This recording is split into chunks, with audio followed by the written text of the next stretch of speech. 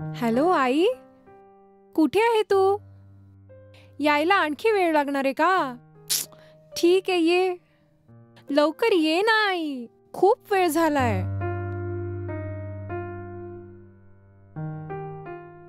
हो ठीक आहे, सांभाळून ये. हो ठीक आहे आई. ताई आणि जीजू आले आहेत, मी नंतर बोलते. अरे जीजू, अचानक कसे आले? यायच्या आधी एक कॉल तर केला असता ना. ठीक आहे, आत या ना. जीजू तुम्ही इथेच बसा, मी आत जाऊन काहीतरी प्यायला आणते. ठीक आहे. ताई जरा आत येऊन माझी मदत कर ना.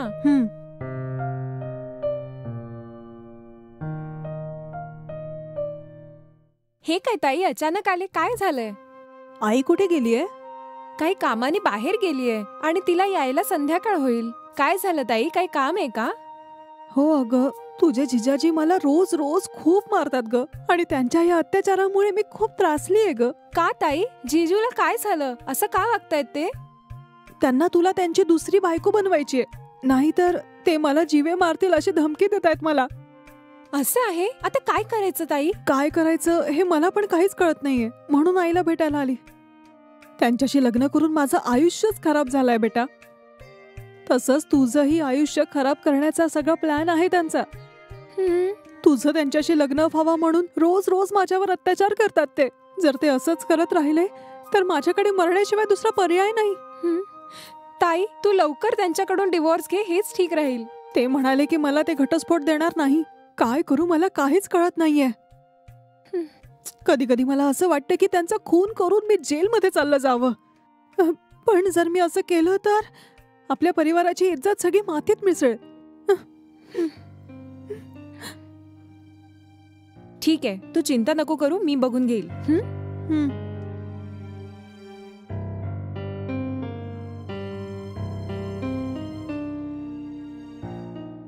ही काय करतेय?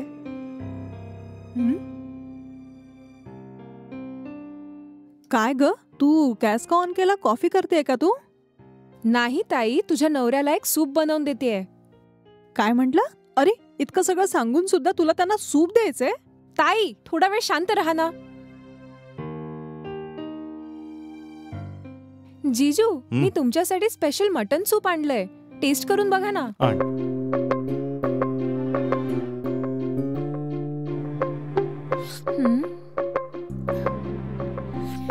P P.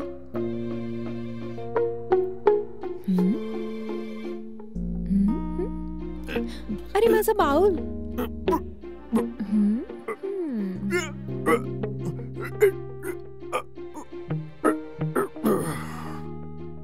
अरे अरे अरे, काय झालं यांना? असे का पडले ते?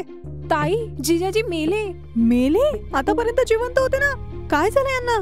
मी त्यांच्यासाठी मटन सूप बनवून दिलं ना, आणि त्या सूप मध्ये हाडांना बारीक करून टाकलं होतं. तर ते हाड गळ्यात अटकून श्वास थांबला आणि ते गेले ताई. अरे अरे अरे देवा, आता मी काय करू? अगं ऐक ना, नक्कीच याची पोलीस केस होणार आहे. इतक्या घाईघाईत का मारलं यांना? अगं ताई माझं ऐक, तू चिंता नको करू. असं काहीच होणार नाहीये. तू स्वतःचं तोंड बंद ठेव फक्त, बस. बाकीचं मी बघते. हॅलो. हॅलो. हा बोला. हा मॅडम, मनीषा मॅडम आहे का? हो, मी मनीषाच बोलते आहे. काय झालंय? मॅडम माझं नाव विमल आहे. इंस्टाग्रामवर तुमचे खूप फॅन फॉलोअर्स आहेत ना, म्हणून आम्ही विचार केला आमच्या कॉलेजमध्ये होणाऱ्या कल्चरल प्रोग्राममध्ये इन्स्टा सेलिब्रिटी म्हणून तुम्हाला इन्व्हाइट करावं. मॅडम ठीक आहे ना, पण जे काही असेल तुम्ही घरी येऊन नीट बोलू शकता का? फोनवर बोलणं बरं राहणार नाही, समजतंय ना? मी माझ्या घरचा पत्ता व्हॉट्सअपवर शेअर करते, तो बघा आणि या मग. ठीक आहे madam. Okay, bye. Bye madam.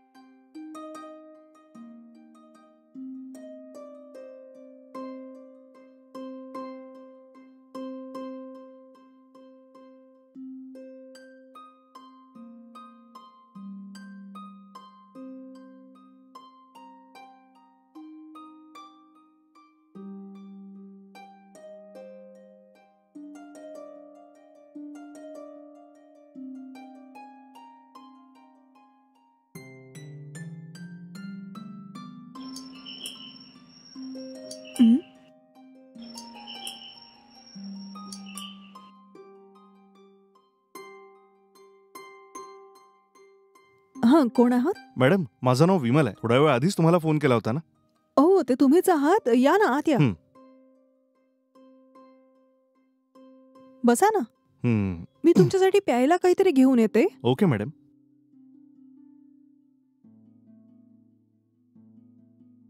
हे घ्या. Thank you madam. It's okay.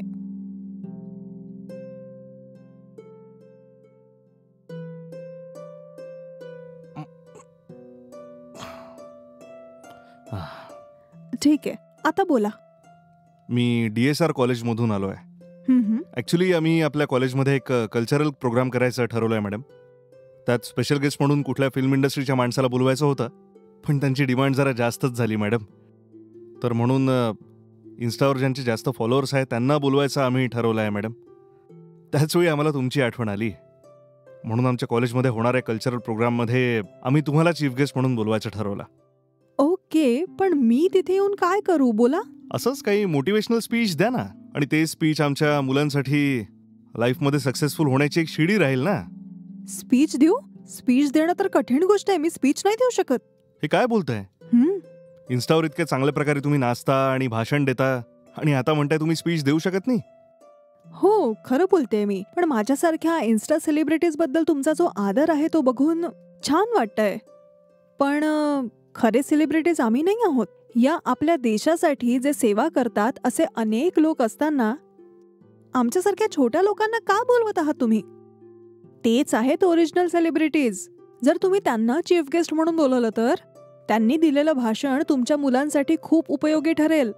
ते सगळं सोडून तुम्ही माझ्यासारख्या सेलिब्रिटीला बोलवाल तर तुमच्या स्टुडंट्सला काहीच फायदा होणार नाही. कळतंय ना? मी जे काही म्हटलं त्याबद्दल जर तुम्ही विचार केला तर कळेल तुम्हाला. आणि त्यांचं स्पीच ऐकल्यानंतर तुमच्या स्टुडंटचं भविष्य खूप उज्ज्वल राहील. कळतंय ना? जरा विचार करा. ठीक आहे मॅडम.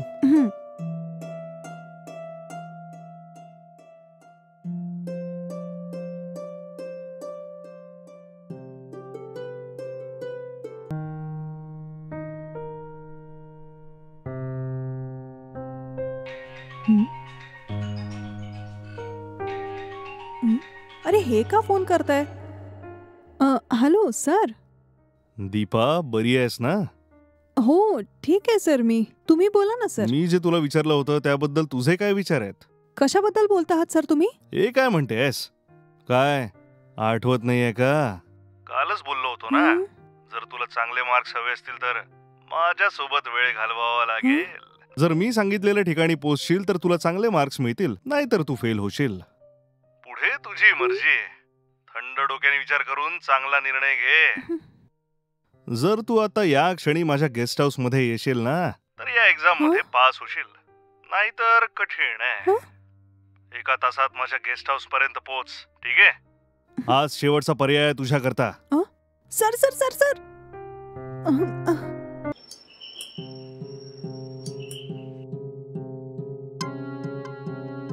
आलीस का?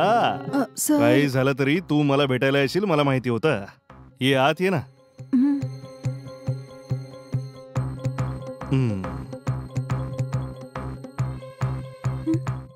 अगं आलीस ना, आता का लाजतेस? चल अगं ये ना.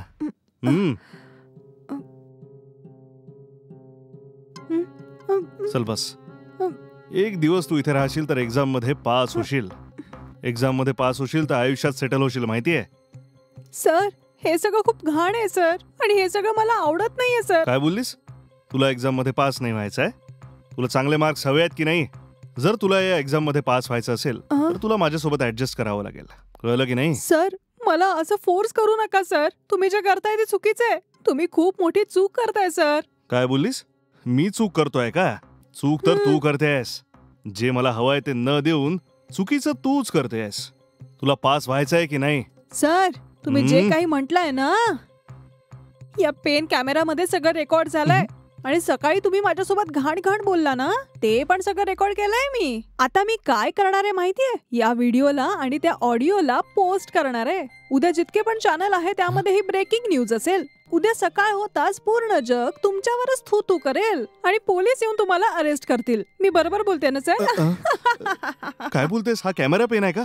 हो हो सर, तुमचं पूर्ण आयुष्य आहे ना या कॅमेऱ्याच्या आत लपलंय. तू बऱ्याच मुलींना धमकी देऊन त्यांच्यावर हात टाकलाय. मला माहितीये सगळं. मी बाकी मुलींसारखे नाहीये. आणि काही मिनिटातच तुझ्या सगळ्या लीला सगळेजण बघणार आहे. तू पण बघ. हा